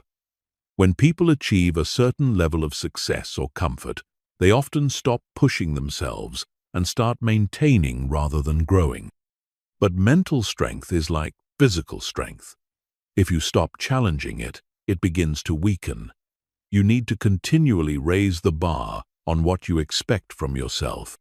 This doesn't mean constantly increasing the intensity of everything you do, which would lead to burnout. It means gradually expanding your challenges in strategic ways. Take on new responsibilities that stretch your capabilities. Seek out learning opportunities that push you outside your comfort zone. Set goals that require you to grow beyond your current level. Seasonal variation is important for long-term sustainability. Just as athletes have training seasons and recovery seasons, your mental strength development should include periods of intense challenge and periods of consolidation and recovery. This prevents burnout while maintaining steady long-term progress. Plan periods where you push yourself harder and take on bigger challenges, followed by periods where you focus more on maintaining gains and recovering your energy. This cyclical approach allows for consistent growth without the exhaustion that comes from constantly operating at maximum intensity. Regular assessment and adjustment of your mental strength practices is crucial for long-term success. What worked for you a year ago might not be optimal for your current situation. Your life circumstances change, your goals evolve, and your capabilities expand. So your mental strength maintenance program should evolve accordingly. Schedule quarterly reviews where you evaluate your mental strength practices. What's working well? What's not serving you anymore? What new challenges do you need to prepare for? What skills need development? What habits need adjustment? Use this information to refine your approach for the next quarter. Community and accountability play vital roles in long-term mental strength maintenance. Surrounding yourself with people who share similar values and commitments to growth provides support, inspiration, and accountability. These relationships help you maintain high standards when it would be easier to lower them. Seek out mentors who are further along the path you're traveling. Their guidance can help you avoid common pitfalls and accelerate your development. Also, look for opportunities to mentor others, as teaching and supporting others in their growth often reinforces your own commitment to mental strength. Long-term mental strength requires learning to find motivation in the process rather than just in outcomes. When you're only motivated by external achievements, your motivation becomes fragile because achievements are temporary and often followed by new challenges that can feel overwhelming. But when you learn to find satisfaction in the daily practice of mental strength, in the small victories of choosing discipline over comfort, persistence over quitting, and growth over stagnation, your motivation becomes more stable because it's based on things you can control every day. Stress management becomes increasingly important for long-term mental strength maintenance. The accumulation of stress over years can erode mental strength if not properly managed. Develop effective techniques for processing and releasing stress before it becomes overwhelming. This might include regular exercise, meditation, time in nature, creative pursuits, social connections, or other activities that help you recover from the demands of daily life. The specific techniques matter less than having reliable ways to restore your mental and emotional energy. Learning from setbacks becomes even more important over the long term. Everyone faces periods where their mental strength feels depleted or where they fall back into old patterns. The key is treating these setbacks as temporary and using them as information for improving your maintenance systems. When you notice your mental strength declining, don't panic or judge yourself harshly. Analyze what factors contributed to the decline and adjust your practices accordingly. Maybe you need more rest, different challenges, better stress management, or renewed connection to your core values. Legacy thinking helps maintain long-term mental strength by connecting your daily practices to something larger than immediate results. Consider what kind of person you want to become over the next decade. What kind of example do you want to set? What kind of impact do you want to have? How can your commitment to mental strength serve purposes beyond your personal benefit? Finally, remember that maintaining mental strength long-term is not about perfection. It's about consistency and resilience. You will have periods of strength and periods of struggle. You will face challenges that test your limits and setbacks that require rebuilding. This is normal and expected. The goal is not to avoid all difficulties or maintain peak strength at all times. The goal is to develop systems and practices that help you navigate the inevitable ups and downs of life while continuing to grow stronger over time. Focus on progress over perfection, systems over intensity, and consistency over heroic efforts. Long-term mental strength is built through thousands of small choices made consistently over years. Make those choices every day. Adjust your approach as needed, and trust the compound effect of persistent effort applied over time. Chapter 15. Living as your strongest self. Living as your strongest self is not about maintaining a facade of invincibility or never showing vulnerability. It's about operating from a place of authentic strength, where your actions consistently align with your values. Your responses reflect your wisdom rather than your impulses, and your presence contributes positively to every situation you encounter. Your strongest self is not a destination you reach. It's a way of being you choose, moment by moment, day by day. It's the version of you that shows up when you're at your best, the person you become when you're operating from your highest values and capabilities. The goal is not to be this person occasionally, but to make this your default way of being in the world. Living as your strongest self requires radical authenticity. This means being honest about your capabilities without false modesty, acknowledging your limitations without self-condemnation, and expressing your values without apology. Authentic strength doesn't pretend to be perfect, but it doesn't hide behind insecurity either. Many people alternate between arrogance and self-doubt, but authentic strength operates from quiet confidence. You know what you're capable of. You're honest about what you're still learning, and you're comfortable with both. This creates a presence that others find both inspiring and approachable. Your strongest self takes responsibility without taking blame. When things go wrong, you focus on what you can control and change rather than who's at fault. When things go right, you acknowledge your contribution without taking all the credit. This approach builds trust and respect, while maintaining your power to influence outcomes. Living as your strongest self means making decisions based on your values rather than your fears. When faced with choices, you ask, what would the person I'm committed to being do in this situation? Rather than, what's the safest option? Or, what will people think? This creates consistency in your character and builds trust in your own decision-making.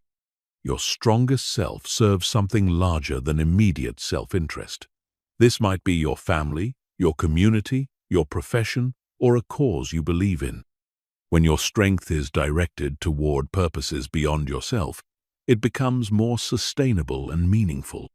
You're not just building mental strength for its own sake, you're developing it to make a positive impact. The strongest version of yourself handles conflict constructively rather than avoiding it or escalating it. You address issues directly but respectfully. Seek solutions rather than blame, and maintain your composure even when others lose theirs. This doesn't mean being passive or avoiding difficult conversations. It means engaging with them skillfully. Living as your strongest self includes being a positive influence on others without trying to control them. Your strength becomes contagious, not through preaching or pressure, but through example. When people see you handling challenges with grace, pursuing goals with persistence, and treating others with respect, they're inspired to raise their own standards. Your strongest self maintains perspective during both successes and setbacks. When things go well, you celebrate appropriately without becoming arrogant or complacent. When things go poorly, you feel the disappointment without being consumed by it. This emotional regulation allows you to stay centered regardless of external circumstances. The process of living as your strongest self requires constant vigilance, not because you're fighting against who you are, but because you're choosing who you become. Every interaction is an opportunity to operate from strength or weakness. Every challenge is a chance to respond from wisdom or reactivity.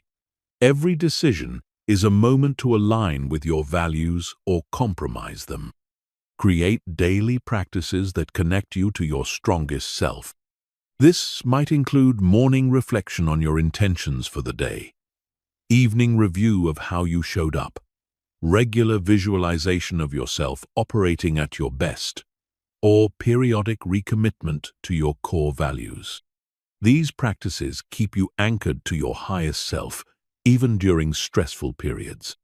Your strongest self is also your most generous self. When you're operating from genuine strength rather than insecurity, you have resources to offer others.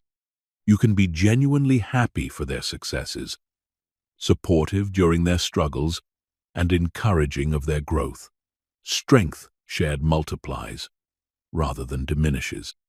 Living as your strongest self means being comfortable with imperfection while striving for excellence. You hold yourself to high standards without being paralyzed by perfectionism. You learn from mistakes without being defined by them. You accept yourself as you are, while working to become who you want to be. Your strongest self also knows when to rest. True strength includes the wisdom to recognize when you need recovery, support, or a different approach. It's not about constantly pushing harder, it's about consistently operating from your best self, which sometimes means stepping back to restore your resources. The impact of living as your strongest self extends far beyond your personal achievements. When you consistently operate from authentic strength, you give others permission to do the same. Your presence reminds people of their own potential. Your example shows them what's possible. Your strength becomes a gift to everyone you encounter. Remember that becoming your strongest self is not about reaching a fixed destination. It's about committing to a way of being. There will always be new challenges that reveal areas for growth, new opportunities that require expanded capabilities, and new situations that test your strength in different ways. The question is not whether you'll face difficulties. It's whether you'll face them as your strongest self. Will you respond from wisdom or reactivity? Will you act from your values or your fears? Will you contribute positively or negatively to the situations you encounter? These choices, made consistently over time, determine not just what you achieve, but who you become. Your strongest self is not a performance you put on for others. It's the authentic expression of your highest potential. It's who you are when you're operating from your deepest values, your clearest thinking, and your most generous spirit. This is not just a way to succeed. It's a way to live with integrity, purpose, and lasting satisfaction. The world needs people who are committed to being their strongest selves. Your strength, when genuinely developed and authentically expressed, becomes a force for positive change in every environment you enter.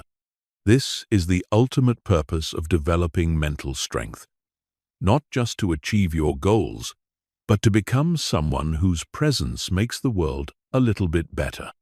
Live as your strongest self, not occasionally when conditions are perfect, but consistently as a conscious choice.